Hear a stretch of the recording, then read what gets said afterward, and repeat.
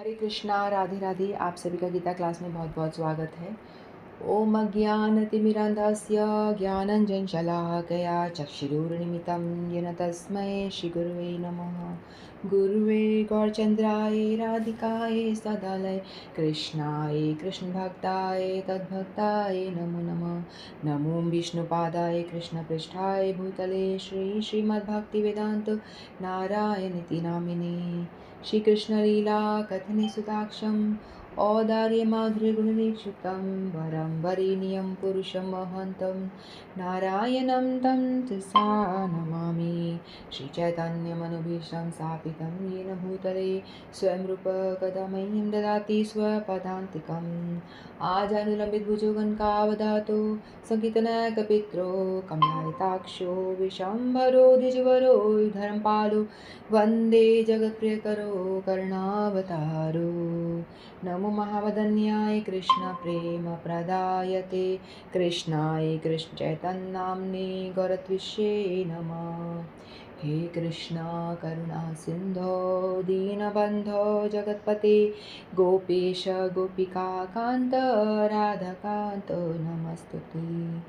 तत्काञ्चन गौराङ्गी राधे वृन्दावनेश्वरी वृषभानुसुते देवी प्रणमामि हरिप्रिये। वाञ्छाकल्पतरुभ्यश्च कृपा सिन्धुभ्येव च पतितानां पावनेभ्यो वैष्णवेभ्यो नमो नमः। श्री कृष्ण चैतन्य प्रभु नित्यानंद श्री अद्वैत गदाधर शिवासादि गौरभक्तवृंद। वाञ्छाकल्पतरुभ्यश्च कृपा सिन्धुभ्येव च पतितानां पावनेभ्यो वैष्णवेभ्यो नमो नमः। हरे कृष्ण कृष्ण कृष्ण हरे हरे हरे राम राम राम हरे हरे। हरे कृष्ण कृष्ण कृष्ण हरे हरे हरे राम राम राम हरे हरे।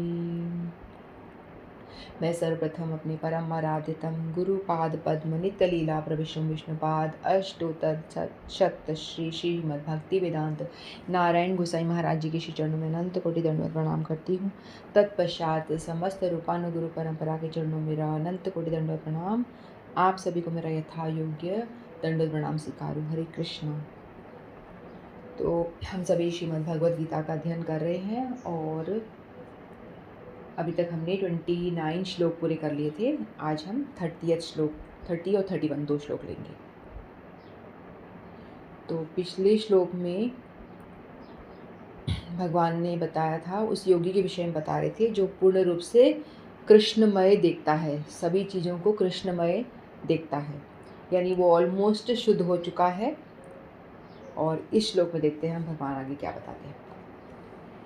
यो मां पश्यति सर्वत्र सर्वं च मयि पश्यति तस्मा अहं न प्रणश्यामि स च मे न प्रणश्यति।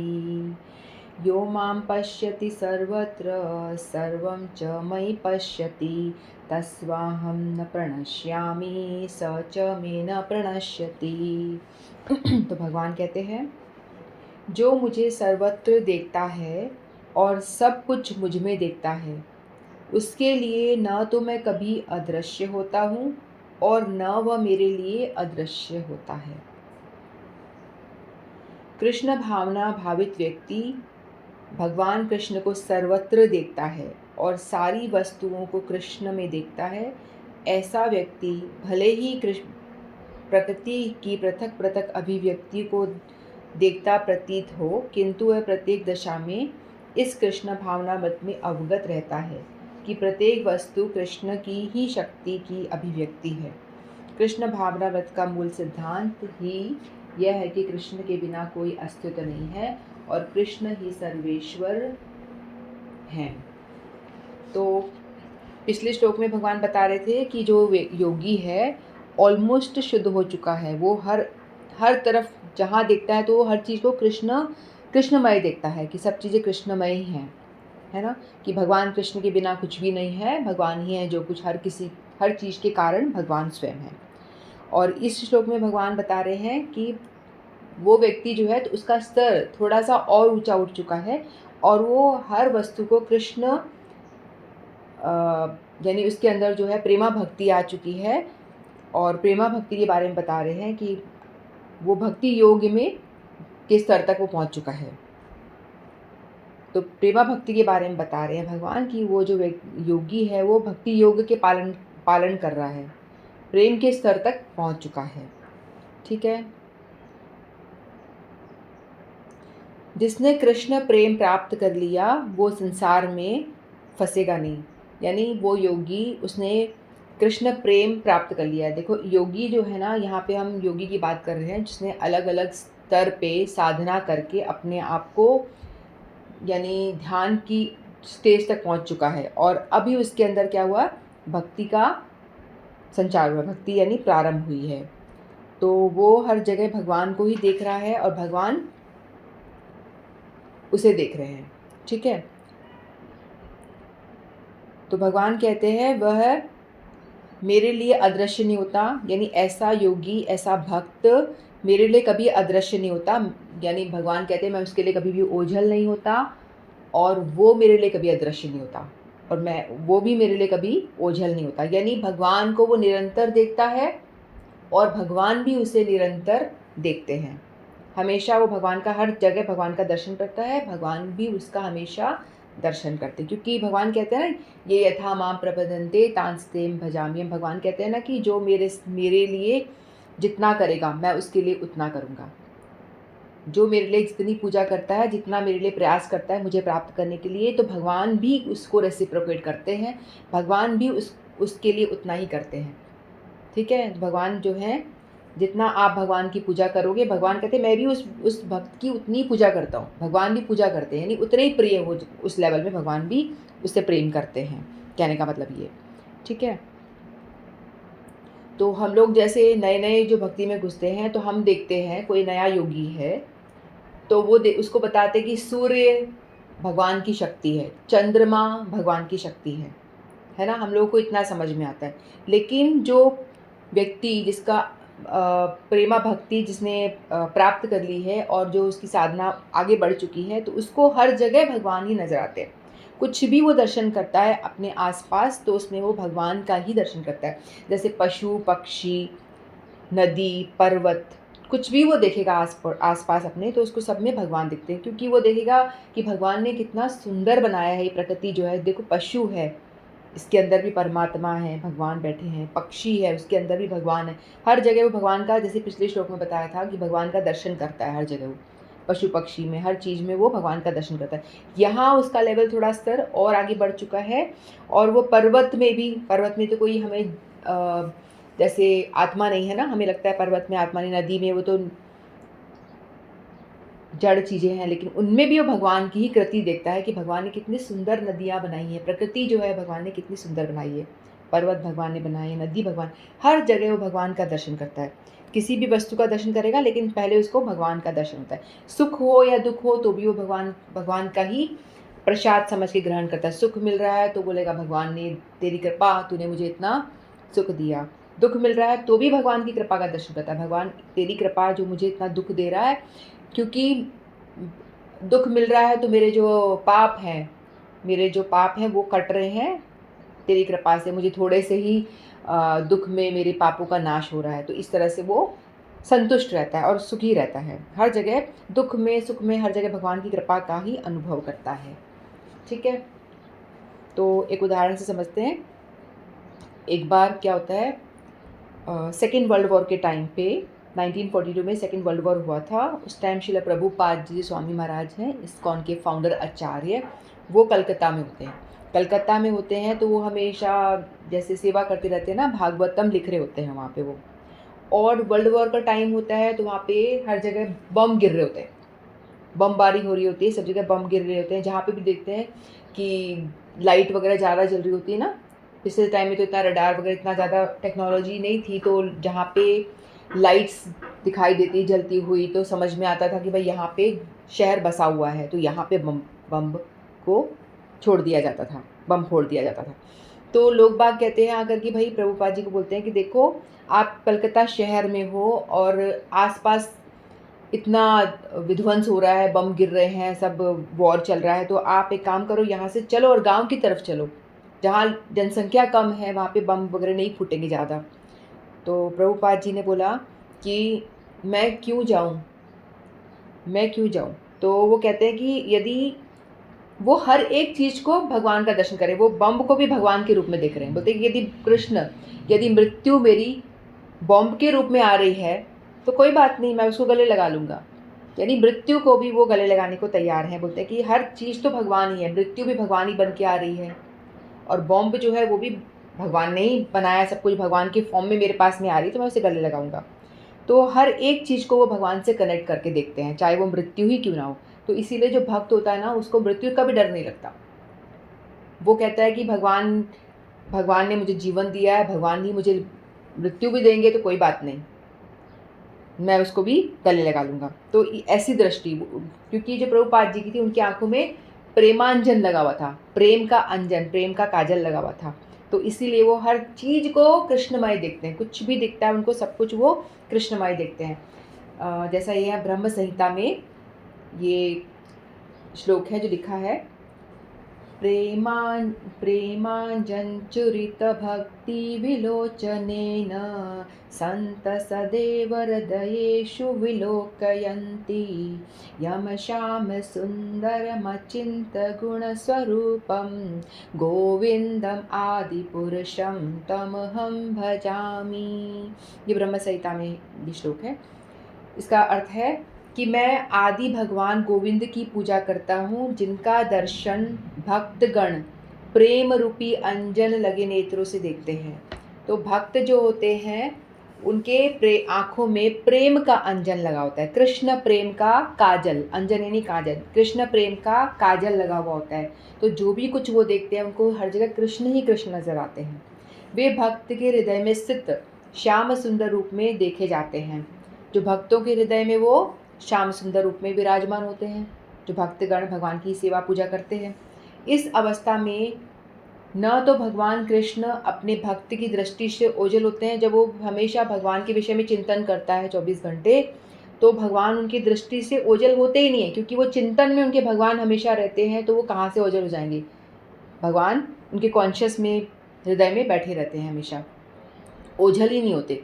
और न भक्त ही उनकी दृष्टि से ओझल होते हैं, क्योंकि भगवान उनके बारे में सोच रहा है, तो भगवान भी उनके बारे में बार बार सोच रहे हैं, तो भक्त भी उनकी दृष्टि से ओझल नहीं होता, दूर नहीं होता।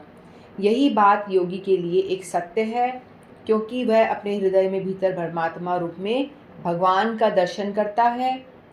ऐसा योगी शुद्ध भक्त बन जाता है और अपने अंदर भगवान को देखे बिना एक क्षण भी नहीं रहता है। वो हमेशा भगवान का निरंतर अपने अंदर दर्शन करता है।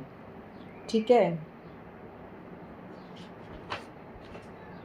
तो इस तरह से जो एक परमात्मा है वो हमेशा भगवान का निरंतर दर्शन करता रहता है।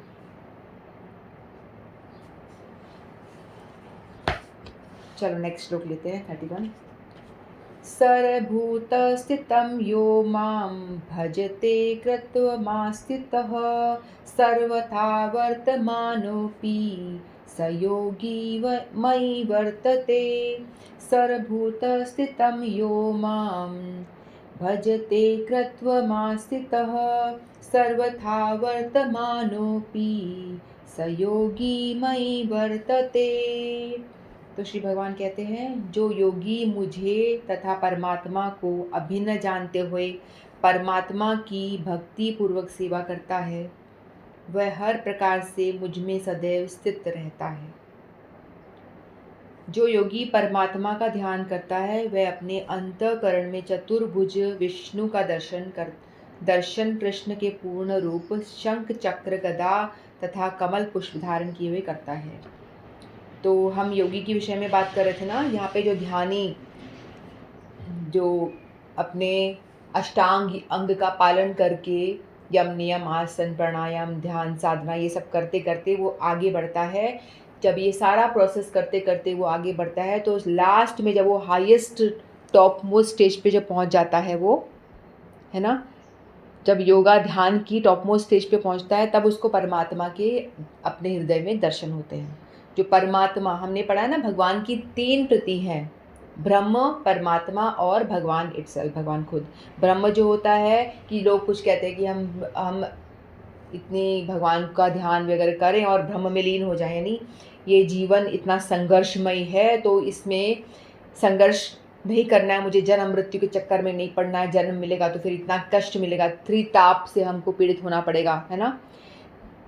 आदि दैविक, आदि भौतिक, आध्यात्मिक, ये सारे ये जो कष्ट हैं वो मिलेंगे। ना रहेगा बांस, ना बजेगी बांसुरी, ना जन्म लेंगे, ना हमें ये सब कष्ट सहना पड़ेगा। तो हम क्या करें, भगवान को याद करके हम तो ब्रह्म में ही, ब्रह्म ज्योति में ही लीन हो जाए। तो ज्योति जो है भगवान की शरीर से निकला हुआ प्रकाश मात्र है, ठीक है। और दूसरा स्टेज था परमात्मा लेवल। परमात्मा लेवल का मतलब है कि हर एक जीव के अंदर भगवान का एक अंश, भगवान पूर्ण है, उनका एक अंश मात्र, सिर्फ भगवान का एक अंश मात्र है जो हर एक जीव के अंदर हृदय में वास करता है, परमात्मा स्वरूप में। जो योगी है, जो इतना अपना लेवल क्रॉस करके वो क्या करता है, अपने अंदर जब वो अपना टॉप मोस्ट लेवल पे आ जाता है, अपना पूरा जो हाईएस्ट उसका भक्ति का लेवल होता है उस पे जब वो आ जाता है, तो तब वो अपने अंदर सिर्फ परमात्मा का सिर्फ दर्शन मात्र करता है। जो कि वो कौन सा दर्शन मात्र है, वो जो विष्णु रूप में है, चतुर्भुज फॉर्म में, चतुर्भुज फॉर्म में जो शंख चक्र गदा पद्म लिए हुए हैं, वो वाला दर्शन अपने अंदर करता है। तो यहाँ बताते हैं कि भगवान बताते हैं वो सिर्फ भगवान का एक छोटा सा अंश है, संपूर्ण भगवान नहीं है, भगवान का सिर्फ एक अंश है जिसका वो सिर्फ दर्शन करके प्रसन्न हो जाता है। उसके बाद जब वो हृदय में परमात्मा का दर्शन करता है तो वो सोचता है कि भगवान से पूछता है कि भगवान मैं क्या करूँ आपके लिए। यदि हम जो भक्त होता है वो क्या करता है, भगवान की सेवा में लगा होता है हमेशा, भक्त भगवान की सेवा में लगा होता है ना। तो यहाँ पे इतना सब प्रयास, सैकड़ों वर्ष यानी हजारों साल वो भगवान ध्यान व्यान करके, साधना ध्यान ये सब करके समाधि के लेवल पे आकर के सिर्फ अपने अंदर परमात्मा का दर्शन करता है जो कि भगवान का अंश मात्र है। फिर वो भक्ति योग का उसका, यदि उसको साधु संग मिल गया तो भक्ति योग में लग पाता है, वो तब जाके लगता है। फिर वो भगवान से कहता है कि भगवान आपने दर्शन दिया, मैं आपकी कैसे सेवा करूं। लेकिन चैतन्य महाप्रभु ने इस चीज़ को बहुत हमारे लिए बहुत ईजी कर दिया। उन्होंने बोला कि भाई कलयुग के जीव के पास में इतना समय नहीं है कि वो ये सब कर पाए, साधना ध्यान ये सब बड़ा डिफ़िकल्ट भी है, बहुत मुश्किल है, नॉट प्रैक्टिकल एट ऑल, ये कुछ भी प्रैक्टिकल नहीं है। तो चैतन्य महाप्रभु ने क्या करा, हमारे लिए चीज़ों को बड़ा ही आसान कर दिया। कैसे आसान कर दिया, उन्होंने बोला स्टार्टिंग से ही आपका लेवल जो योगी का लास्ट लेवल है ना, हाईएस्ट टॉप मोस्ट लेवल है, वही लेवल भक्ति योगी का शुरुआत में ही हो जाता है, क्योंकि वो शुरुआत से ही भगवान की सेवा में शुरू कर देता है ना, भगवान की सेवा वो शुरू से ही स्टार्ट कर देता है। लेकिन जो योगी है, ध्यानी है, वो बाद में शुरू करता है, अपने लास्ट स्टेज पे आने के बाद में। तो हम जो भक्त लोग हैं वो लोग क्या करते हैं, शुरू से ही भगवान की भक्ति में लगे रहते हैं। 24 घंटा भगवान की सेवा करने के लिए यहाँ बोला गया है। भगवान कहते हैं 24 घंटा सेवा कैसे करोगे। हम लोग तो सोचते हैं भजन का मतलब क्या है, भजन का मतलब होता है कि हमने सोचा कि भैया हमने भगवान का आरती वगैरह कर ली, कुछ घंटे भगवत गीता पढ़ लिया, कुछ कर लिया, मतलब कुछ अंग भक्ति का कुछ समय के लिए हमने पालन कर लिया तो हमारी वो भक्ति हो गई। लेकिन भगवान यहाँ बताते हैं कि वो भक्ति आपको कुछ टाइम के लिए नहीं करनी है, 5 मिनट 10 मिनट जो हम करते हैं भगवान के आगे आरती गाली दिया लगा दिया, फॉर्मेलिटी के तौर पे जो होती है, वैदिक भक्ति कहते हैं इसको, वेदी भक्ति, जो फॉर्मेलिटी के तौर पे हम करते हैं, दिया लगाया फिर ये करा वो करा, है ना। तो ये आपको नहीं करना है, ये करना है लेकिन आपको 24 घंटे भक्ति करनी है। भाई 24 घंटे आप कैसे भक्ति करोगे, 24 आवर्स आपको भगवान की भक्ति करनी है, भगवान के बारे में सोचना, स्मरण करना, चिंतन करना, ये सब करना। तो 24 घंटे कैसे पॉसिबल है ना। भज का यहाँ अर्थ बताया है, भजती यानी भक्ति पूर्वक सेवा, भजती का अर्थ है भक्ति पूर्वक सेवा। जो निरंतर मेरा भजन करता है, भजता है मुझे, यानी भक्ति पूर्वक मेरी सेवा करता है, वो भक्त है, ठीक है। तो 24 घंटा आप कैसे करोगे, क्योंकि आप 24 घंटा आप भगवान की सेवा कैसे करनी है, हमने कई दफ़ा जिक्र करा है। भगवान को उठाना सुलाना, भगवान को विग्रह के लिए नए नए कपड़े वस्त्र बनाने, भगवान को श्रृंगार करना, भगवान को नहलाना, है ना। यानी कुछ भी आप एक्टिविटी कर रहे हो तो आप भगवान से कनेक्टेड हो, क्योंकि आप जो एक्टिविटी कर रहे हो उसी एक्टिविटी को आपने भगवान से कनेक्ट करा है ना। आप जो खुद कर रहे हो उस एक्टिविटी को आपने भगवान से कनेक्ट कर दिया तो आपका 24 घंटे सेवा हो गई। डिवोशनल सर्विस आपकी 24 आवर्स हो सकती है। आप सो रहे हो तो आप सोचोगे कि मैं सोकर उठूँगी, उसके बाद ही तो फ्रेश हो जाऊँगी, उसके बाद ही तो ठाकुर जी की सेवा हो पाएगी ठीक से। तो ये आपका सोना हो गया भक्ति। नहा रहे हो तो आप उसको भगवान से कनेक्ट कैसे करोगे कि भाई मैं नहा के फ्रेश हो जाऊँ तभी भगवान के आगे जा पाऊँगी, नहीं तो मैं गंदी होके नहीं जा सकती। फिर आपने आरती पूजा करी, तो इस तरह से आप खाना बनाने गए हो, सफाई करने गए हो, तो आप कुछ भी काम कर रहे हो उसको भगवान से डायरेक्ट कनेक्ट करो। ठीक है, तो इस तरह से आप क्या करोगे, 24 घंटा आपकी भक्ति हो जाती है। 24 घंटा आप क्या कर पाते हो, इस तरह से भक्ति कर पाते हो, यानी सेवा, भगवान की सेवा कर पाते हो। भगवान की भक्ति ही का मतलब ही यही है, भजती। भजती का अर्थ यही है कि 24 घंटे आप डिवोशनल सर्विस करो, भक्तिमय सेवा भगवान की करो। ठीक है, तो आप संसार के काम करते हुए, जो भक्त होता है वो संसार का काम करते हुए आपको दिखता है कि भाई वो संसारिक काम कर रहा है, कुछ भी अलग नहीं कर रहा है ना। लेकिन उसका जो कॉन्शियस है वो चेंज होता है, क्योंकि वो कोई भी काम कर रहा होता है भगवान को अर्पण करके कर रहा होता है ना। तो वो व्यक्ति जो भगवान का जो भक्तिमय कर्म करता है, भगवान की सेवा में लगा होता है, तो भगवान बताते हैं कि वो मेरी माया, जो भगवान ने अपनी माया बनाई है ना, उससे बचा रहेगा, उसका प्रभाव उस पर नहीं पड़ेगा।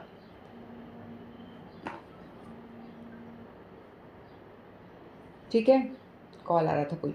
तो भगवान का प्रभाव उस पर नहीं पड़ेगा, क्योंकि देखो आपको यदि प्रोटेक्शन चाहिए, आपके आसपास बहुत सारे दुश्मन हैं, तो आपको प्रोटेक्शन चाहिए, आप महल में हो, ठीक है, तो आपने सैनिक बाहर खड़े कर दिए जो आपको महल के अंदर आपको प्रोटेक्टेड रखते हैं, है ना। उस तरह से वैसे ही जैसे आप हमारे आसपास, हम कहते हैं ना कि संसार जो है पूरा माया में डूबा हुआ है, माया में ग्रस्त है।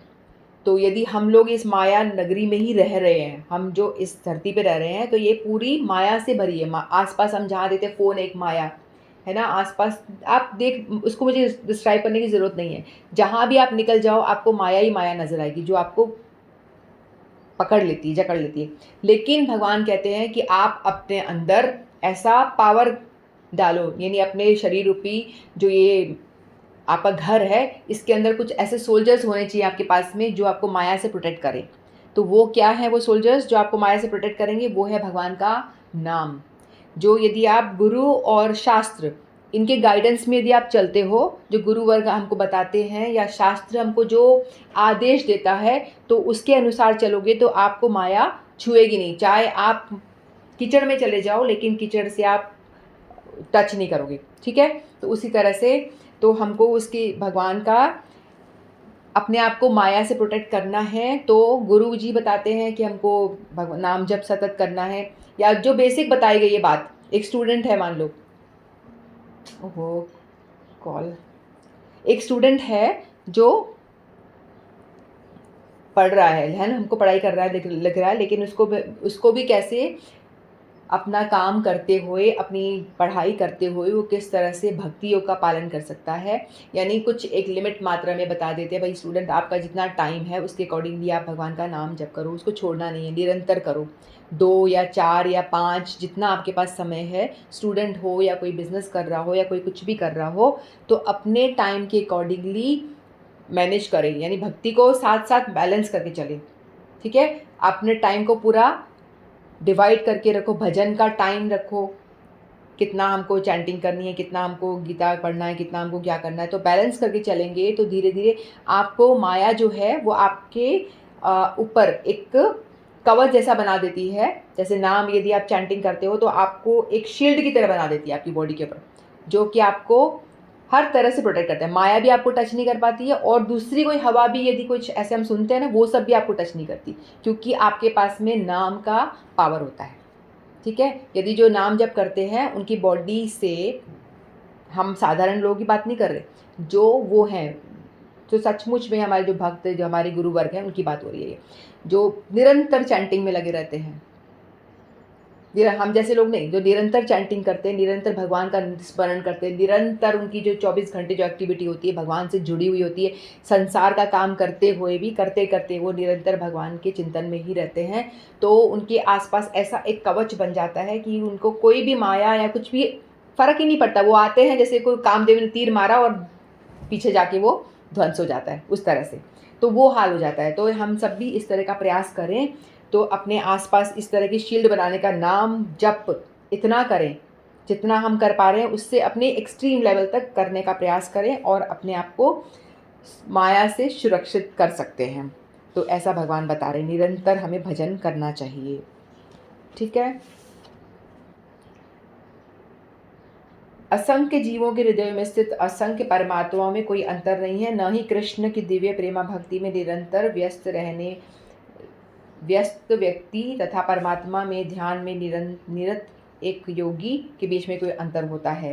तो परमात्मा जो है, भगवान और परमात्मा में अंतर बता रखा है यहाँ पे। जो भगवान जो है वो परमात्मा स्वरूप है, हर एक जीव के अंदर वास करते हैं, हर एक व्यक्ति में, हर एक पशु पक्षी, हर किसी के अंदर परमात्मा स्वरूप में वो अंदर है। लेकिन ऐसा नहीं है कि वो उनके अंदर, जो हर किसी के अंदर परमात्मा में वो फॉर्म जो है क्वालिटी में फ़र्क हो जाएगा। ठीक है, ऐसा नहीं है, हर किसी में एक सेम क्वालिटी रहेगी, चाहे वो पशु के अंदर हो या सुअर के अंदर हो या ब्राह्मण के अंदर हो या किसी के अंदर हो, क्वालिटी भगवान के अंदर जो है वो सारी सेम रहेगी। लेकिन मनुष्य और भगवान में अंतर देखो, भगवान, मनुष्य के अंदर जो आत्मा है वो मनुष्य के अंदर रहेगी, वो किसी और में नहीं हो सकती, लेकिन वो भगवान का दर्शन सर्वत्र करता है। ठीक है। तो कृष्ण भावना मत में योगी सदैव कृष्ण में स्थित रहता है, भले ही वह भौतिक जगत में वह विभिन्न कार्यों में व्यस्त क्यों ना हो। उसकी दृष्टि शिल रूप गोस्वामी कृत भक्ति रसामत सिंधु, ये बताया गया, ये उन्होंने बताया है, जो कृष्ण भावना में रत रहने वाला भगवत भक्त स्वतः मुक्त रहता है, क्योंकि वो किसी में फंसता ही नहीं है, तो हमेशा मुक्त ही है। ठीक है। योगा अभ्यास में समाधि में सर्वोच्च अवस्था कृष्ण भावनामृत है। योगा अभ्यास करने के बाद में, जो मैंने बताया, ध्यान योग की टॉप मोस्ट लेवल तक आपने जब पूरा कर लिया है हजारों साल, उसके बाद में आप कृष्ण भावनामृत में आते हो। केवल इस ज्ञान से कि कृष्ण प्रत्येक जीव के हृदय में, जन के हृदय में परमात्मा स्वरूप में उपस्थित है, योगी निर्दोष हो जाता है। भगवान को इस अचिंत्य शक्ति की पुष्टि इस प्रकार होती है, एको अपि सन बहुधा यो अभवति। यद्यपि भगवान एक है, किंतु वह जितने सारे हृदय हैं उनमें उपस्थित है। इस प्रकार स्मृति शास्त्र में कथन है, एक एव परो विष्णु सर्वव्यापी न संशय, ऐश्वर्यवाद रूपमेकम चसुर्वद बहु धयेते।